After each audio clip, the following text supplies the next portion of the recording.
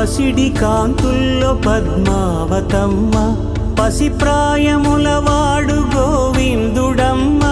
విరివలపు ప్రణయాల చెలి మనసు గెలిచాకే కళ్యాణ కళలులికినాడమ్మ.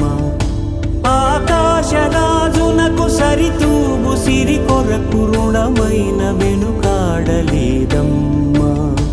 కళ్యాణం వైభోగం శ్రీ శ్రీనివాసుని కళ్యాణం.